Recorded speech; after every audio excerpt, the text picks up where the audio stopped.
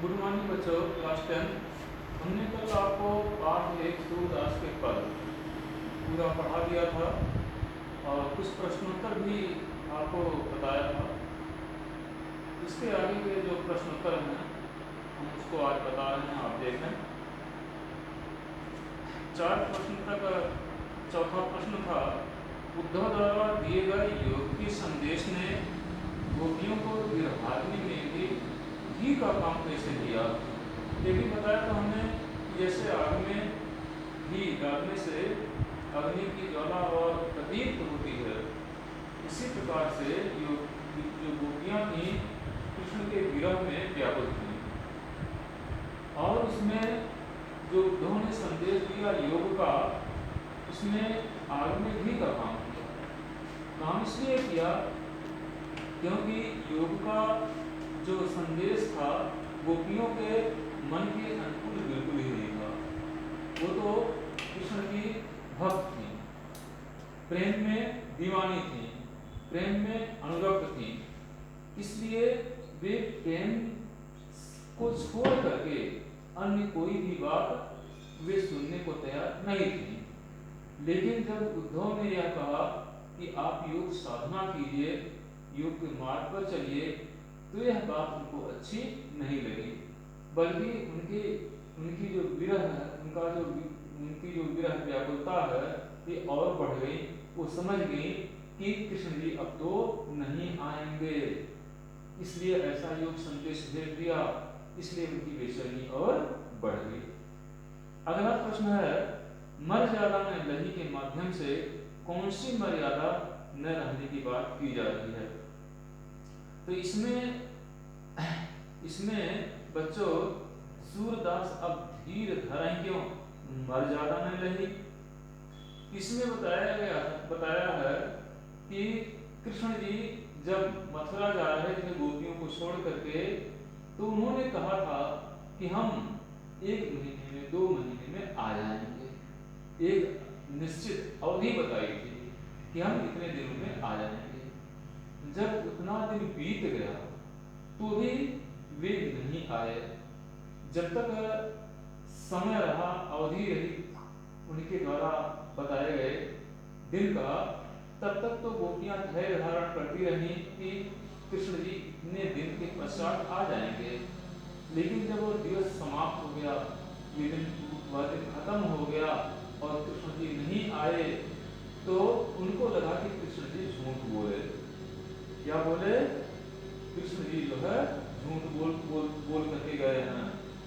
और दूसरी बात यह है कि कृष्ण जी ने योग के संदेश को भेज दिया, आने से भी रहा और उल्टे योग के संदेश को भी उन्होंने भेज दिया, जो गोपियों की इच्छा के विपरीत था।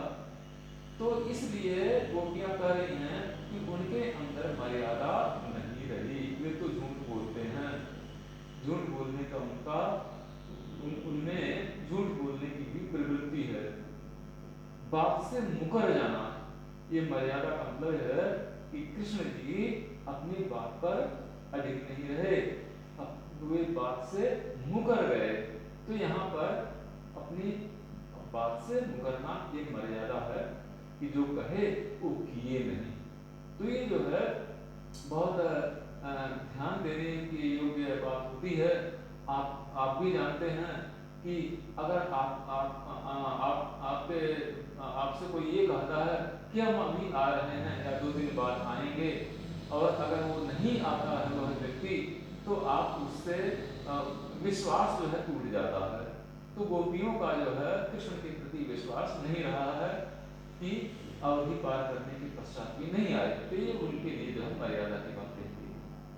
अगला है, कृष्ण के प्रति अपने अनंत प्रेम को गोपियों ने किस प्रकार अभिव्यक्त किया है।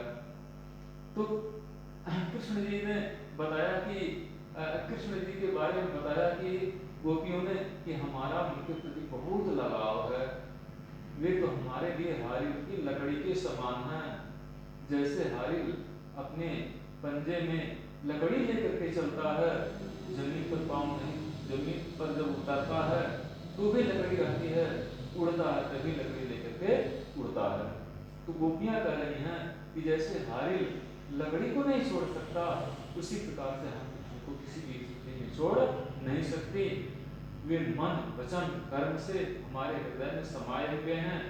सोते समय, जागते समय, स्वप्न देखते समय, रात दिन उन्हीं के नाम को लेकर के हम रटती रहती हैं।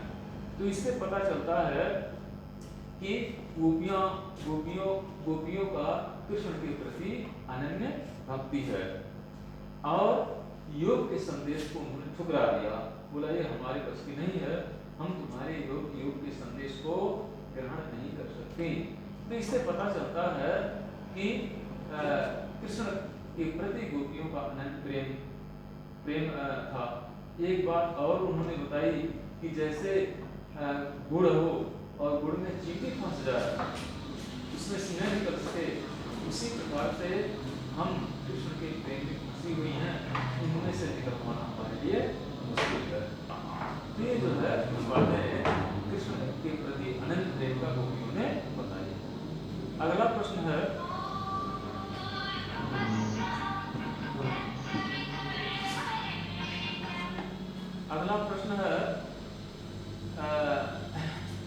गोपियों ने उद्धव से योग की शिक्षा कैसे लोगों को देने की बात कही है। तो गोपियों ने उद्धव से कहा कि उद्धव, हमारा मन तो कृष्ण के प्रेम में लगा हुआ है और आपका जो संदेश है योग का वो हमारे लिए उपयुक्त नहीं है।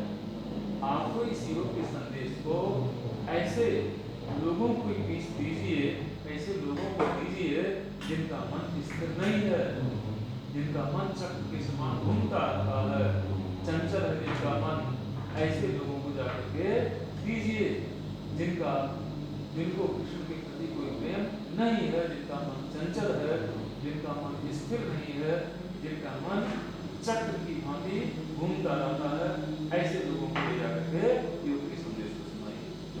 अगला प्रश्न है, प्रस्तुत पदों के आधार पर गोपियों का योग साधना के प्रति दृष्टिकोण स्पष्ट करें।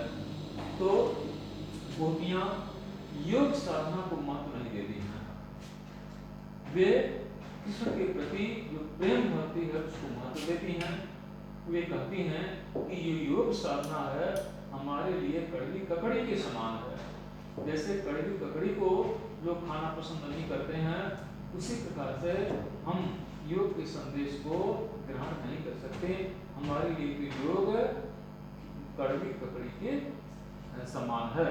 तो योग के प्रति वे उदासीन हैं, वे योग नहीं करना चाहते हैं, बस जो कुछ है उनके लिए कृष्ण का प्रेम ही सब कुछ है। अगला प्रश्न है, गोपियों के अनुसार राजा का धर्म क्या होना चाहिए। तो गोपियों के अनुसार राजा का धर्म ये होना चाहिए कि प्रजा का पालन करे। राजा क्या करे? प्रजा का पालन करे, सुख दुख का ध्यान करे, जो कहे उस वादे को निभाए। राजा का यह उद्देश्य नहीं है, राजा का यह कर्तव्य नहीं है कि प्रजा इसकी जो प्रजा है वह दुख उठाए, संताप उठाए। राजा जो कहे वो न करे।